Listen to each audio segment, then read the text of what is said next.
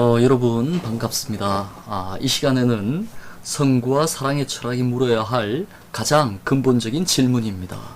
도대체 성과 사랑의 목적은 무엇인가?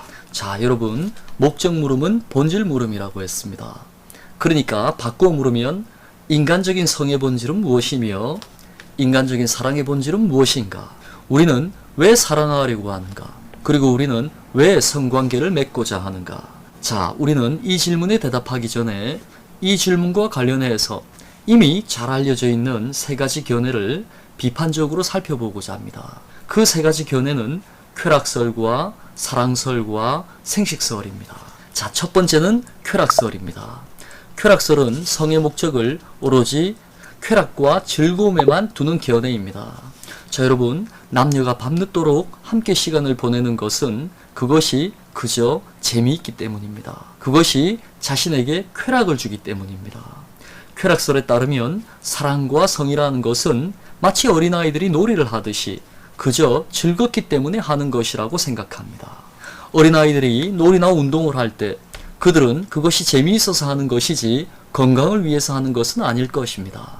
물론 즐거움이 건강함을 가져다 주기는 하겠지만 그것이 직접적인 동기는 아니라는 것입니다. 이처럼 성의 목적은 즐거움입니다. 주로 어리고 젊고 건강한 사람들은 이러한 쾌락설을 강력하게 주장합니다. 물론 그로 인해서 출산을 한다거나 정신적인 사랑을 이루기도 하겠죠. 그러나 그것은 성적인 쾌락이 주는 부산물이지 그 자체가 성관계의 목적은 아닌 것입니다. 자, 여러분, 하지만 이러한 쾌락설에는 몇 가지 문제가 있습니다. 그들이 말하는 쾌락의 성격이 분명하지 않습니다. 성관계가 주는 쾌락이라는 것은 도대체 어떤 쾌락입니까? 육체적이고 감각적인 쾌락을 말하는 것입니까? 아니면 상대로부터 인정받는 그런 정신의 만족감을 이야기하는 것입니까? 아니면 하나라는 느낌이 주는 합일의 쾌락입니까? 그것도 아니라면 육체적 교감이 주는 정서적 쾌락입니까? 자, 여러분, 쾌락의 성격은 너무나 다양하기 때문에 그저 쾌락이라고만 말하면 그것이 무엇을 뜻하는지, 한마디로 쾌락이라는 말을 엄밀하게 규정하지 않으면 아무것도 말하지 않은 것과 똑같은 것입니다. 왜냐하면 그렇게 따지면 우리 삶의 쾌락이 아닌 것은 아무것도 없기 때문입니다. 자, 또 하나의 문제는 성관계가 주는 그 쾌락에 비해서 그 과정에 이르는 고통이 너무나 크다는 것입니다. 자, 성관계에 이르기 위해서는 오랜 시간의 관심과 희생과 노력과 비용이 들어가는 것입니다. 거기에 비하면 성적인 쾌락은 너무나 작은 것입니다.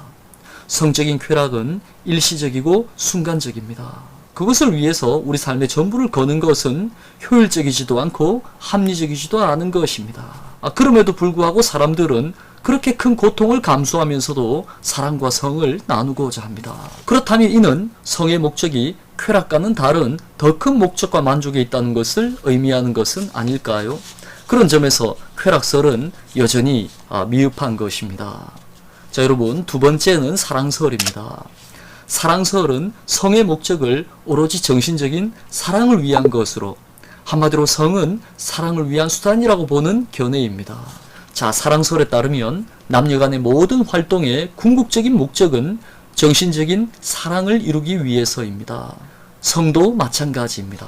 이런 생각은 철학자나 종교인 같은 이상주의자들이나 아니면 과거의 향수에 젖어 살고 싶어하는 보수주의자들의 주장입니다. 그는 성이 감각적 쾌락을 추구한다는 데에서 심각한 도덕적 불쾌감을 느낍니다. 그들은 인간이 동물보다 위대한 것은 그저 이러한 육체적 쾌락만을 추구하는 것이 아니라 정신적인 사랑을 추구하는 데에서 찾고 있습니다. 쾌락설이 지나치게 육체적인 만족과 목적만을 강조한다면 사랑설은 이렇게 지나치게 정신적인 만족과 목적만을 추구하는 견해입니다.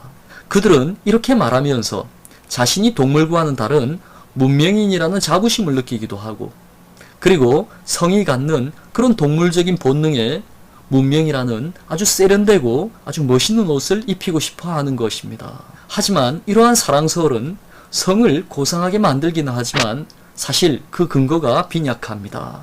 만일 성이 사랑을 지향한다면 왜 사람들은 그렇게 까다로운 조건을 따져가면서 좀 더 근사하고 멋있는 사람을 선택하려고 합니까? 사랑의 중심 요소가 이해와 배려라 하면 사랑은 나이나 외모, 사회적 능력과 같은 것들과 무관해야 합니다. 아니면 도리어 그런 것을 갖지 못한 불우하고 열악한 처지에 있는 사람들을 향해야 할 것입니다. 또한 반대로 상대가 자신을 이해해 주지도 않고 배려해 주지도 않는데도 마치 그렇게 구박하는 이성의 노예처럼 순종하는 사람들도 우리는 흔히 볼 수 있습니다. 이는 성의 목적이 그저 사랑이라는 숭고하고 종교적인 감정이 아니라는 것을 증명하는 것입니다. 니체식으로 말하면 건강하지 못한 사람은 자신의 불행을 이기기 위해서 이러한 정신적이고 도덕적인 논리를 통해 현실의 불행을 행복으로 전도시켜야 하는 것입니다. 그렇게 보면 사랑설은 실로 아름답지 못하거나 건강하지 못한 현실을 숨기기 위해서 그리고 그런 현실을 위로하기 위해서 만들어낸 일종의 도덕적 기만일지도 모르는 것입니다. 자, 여러분, 세 번째는 생식설입니다. 자, 생식설은 성의 목적을 출산에 두는 견해입니다. 자, 여러분, 생식설에 따르면 남녀가 만나는 것은 아이를 출산하고 양육하기 위해서입니다. 성을 결혼과 관계시키거나 부부의 성관계만을 도덕적으로 긍정하는 것이 바로 이러한 생식설의 논리입니다.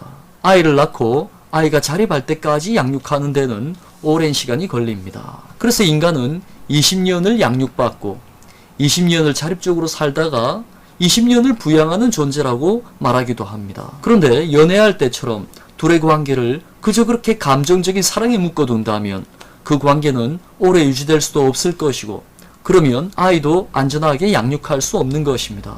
그래서 문화는 이성적인 법을 통해서 그들의 우연적이고 연약한 감정적인 관계를 필연적이고 강력한 이성적인 관계로 묶어두는 것입니다. 자, 이렇듯 성은 출산을 위한 것이며 결혼은 양육을 위한 사회 제도라는 것이 바로 생식설의 입장입니다. 하지만 성의 목적이 출산에만 있는 것은 아닙니다. 도리어 우리 삶의 대부분의 성관계는 출산을 하지 않으려는 목적으로 이루어지고 있습니다. 결혼할 생각이 없는 사람들의 성관계, 그리고 결혼은 했지만 출산하지 않는 부부의 성관계, 이런 것들은 이런 생식설을 부인하는 것입니다. 만일 성이라는 것이 오로지 출산만을 목적으로 한다면 우리는 매미처럼 평생 한 번만 성관계를 맺으면 될 것입니다. 자, 여러분, 매미는 알에서 깨어나서 17년 동안 땅속에서 유충으로 살아가다가 겨우 한 번 세상에 나와서 그리고 성관계를 가지고 알을 낳고 그리고 바로 죽는 것입니다. 우리도 만일 생식이 성관계의 목적이라면 매미처럼 인생에 단 한 번만 우리가 그렇게 관계를 맺으면 되는 것이죠. 하지만 세상에서 인간만큼 성관계를 많이 맺는 동물을 저는 본 적이 없는 것 같습니다.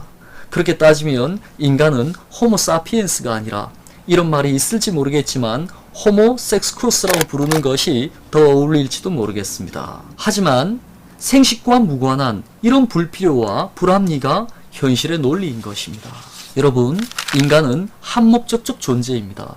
그 말은 인간은 자신이 가진 목적에 부합하도록 행동한다는 것입니다. 인간은 자신이 목적을 모른다고 해서 목적이 없는 것은 아닙니다. 인간은 자신이 인식하지는 못하지만 어떤 목적을 위해서 행동하는 한목적적 존재라는 것입니다. 있어도 모르면 없는 것처럼 보이는 법입니다. 기존의 논의들을 종합하면 성의 목적은 크게 쾌락과 사랑과 생식입니다.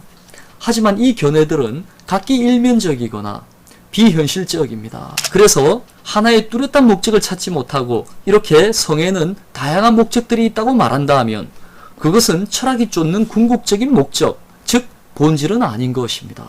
그 모든 것들을 포괄할 수 있는 하나의 궁극적인 본질이 있다고 전제하고 그것을 찾아가는 것이 바로 철학적 탐구이죠. 자, 딱딱하고 난해한 철학적 물음들을 우리가 사용하는 일상적 언어로 바꾸어서 다시 한번 물어보겠습니다. 알랭드 보통이 쓴 사랑의 개론서, 우리가 잘 알고 있는 책이죠. 왜 나는 너를 사랑하는가 라는 이런 책이 있습니다. 이 책의 제목을 본떠서 우리는 이렇게 물어보겠습니다. 왜 나는 너와 섹스하려고 하는가? 자, 이것이 성과 사랑의 철학이 던지는 첫 번째 질문입니다. 자, 앞으로의 시간은 이 질문에 대한 자신만의 답을 찾아나가는 그런 철학적 여정의 시간이 될 것입니다. 자, 여러분, 그럼 오늘 강의는 이것으로 모두 마치겠습니다. 여러분, 긴 시간 수고하셨습니다.